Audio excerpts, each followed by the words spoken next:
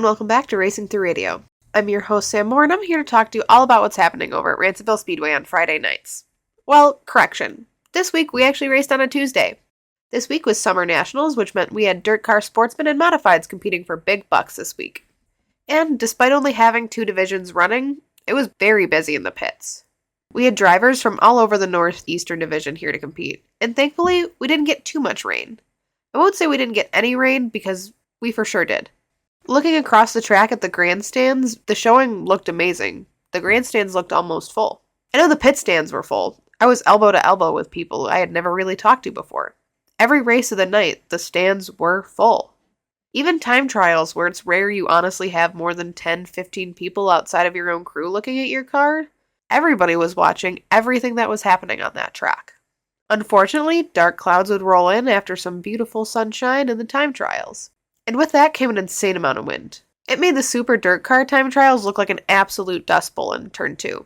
If you weren't coming in first, you were catching the dirt from first place's tires and you were praying that you weren't going on a date with the wall. Which only happened once. By the time the super dirt car heats had began, the pit stands were filled once again. And to keep myself from being annoying every single time I had to get up and go do an interview, I opted just to stand by the fence. I could feel the hum of the motors. I could feel the power behind each movement. Watching the heats was an overall good show for the dirt car sportsmen. In one of the heats, the number 6 car ended up getting a little too high into the wall and taking out the number 4 and the number 3 car. There was a moment where they all looked good to continue racing, but after 2 more laps, it seemed like 2 of them were unable to turn, and they would make their way off the track. After these heats, I talked to Savannah, one of the drivers I had yet to meet at Ransomville. And despite being new to the track, she did very well. While she didn't qualify straight from her heats, she was able to get into the features through the last chance qualifier. You drove very confidently while you were out there, ended up finishing in 6th. How did the track feel for you? It's a new place, so it felt a little odd from my regular home basis. But other than that, it felt really good, and I'm excited. Where do you typically race at? Fulton and Brewerton Speedways. I believe you guys are in the redraw period, or you qualify for last chance final showdown? I'm doing the LCQ right now.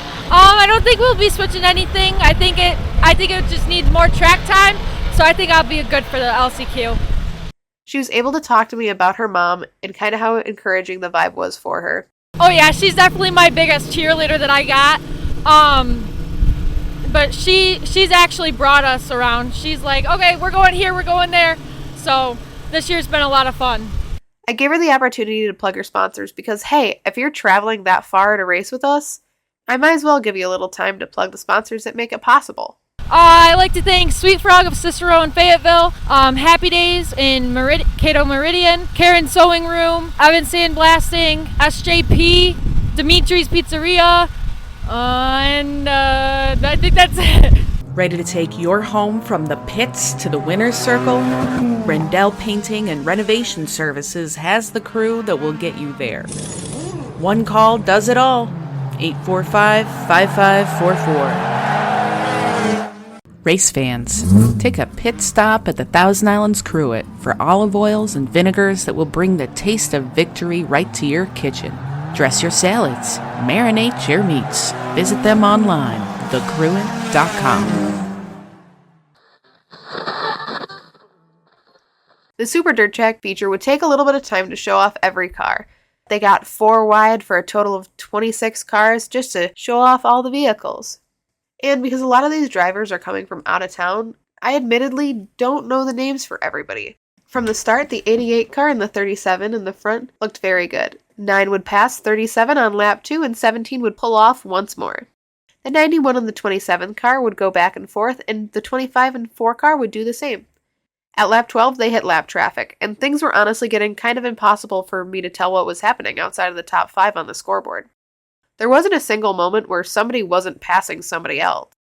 The 88 car would use lap traffic to his advantage to keep the number 9 car at bay. It seemed like they were all driving very comfortably, not really pushing pedal to the metal, knowing that this race was going to be a long one. And if you were going to push yourself too early at the start, you'd be exhausted, wear out your tires and your gas before you even had a chance. You had to treat it like a marathon. Because for a lot of the drivers who are used to racing at Ransomville, it kind of was. By lap 32, the top 5 had been exactly the same for 20 laps. These drivers were fighting tooth and nail to stay at the front of the pack. They weren't giving up on position. And honestly, looking at the pot, I don't exactly blame them. At the end of the night, Matt Williamson would be the winner of the race, followed by Matt Shepard, Stuart Friesen, Jack Lanier, and Tim Sears Jr. 75 laps, no caution, and just some good clean driving. And at the end of it, I could probably no longer hear. Richard Mercar and Cameron Tuttle were on the front row for their feature, with Mercar in the lead in front of Tuttle and Cody McPherson. The red flag came out, however, on lap 7 with a massive wreck on the front straightaway, involving Kevin Wills, Jim Harbison, Nick Root, Jessica Power, and a few others. It was honestly kind of a scary accident. We watched Kevin Wills and Jim Harbison go upside down in their vehicle. But all the drivers were able to come out safe on their own and nobody was really injured. On the restart, Cam Tuttle would take away the lead from Mercar as McPherson took away second from Mercar just a lap later. Cody McPherson would take that lead away on lap 12 and would be able to hold off Mercar and Tuttle following several restarts and go on to score the win. Failed start on your home improvement project?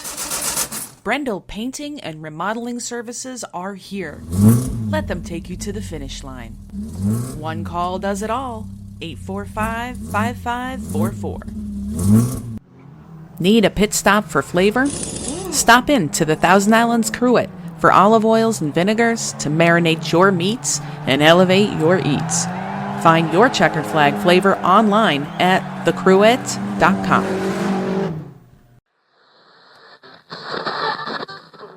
After the Sportsman feature, I was able to talk to Dave DiPietro.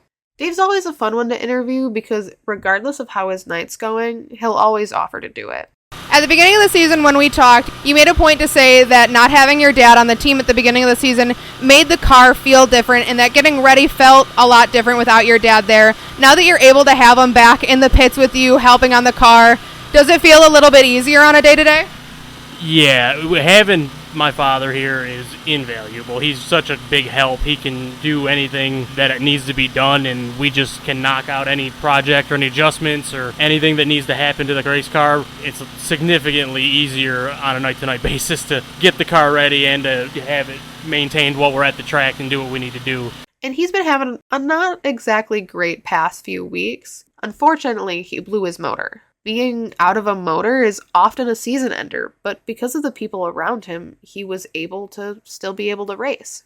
Yeah, first off, big shout out to Scott George for loaning me his other car because we'd be dead in the water without him right now. He's way too good to me. But just for all the help he's offered me and given me over the years. My wife Nicole, my father Dave, without the two of them, this obviously would not be possible.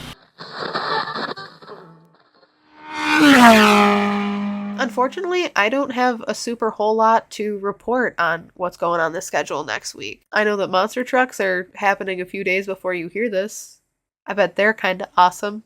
Either way, I do know we're racing Friday. So, the pits will open at 5 p.m., the grandstands will open at 6, and racing will get underway at about 7:15. I hope to see you at the track, and if not, I hope to catch you back here Sunday. Regardless, if you tuned in late, you missed any part of the episode, or maybe, who knows, you just can't help re-listening to old episodes of Racing Thru Radio, Monday, you can find the full episode listed on our More Family Racing YouTube channel.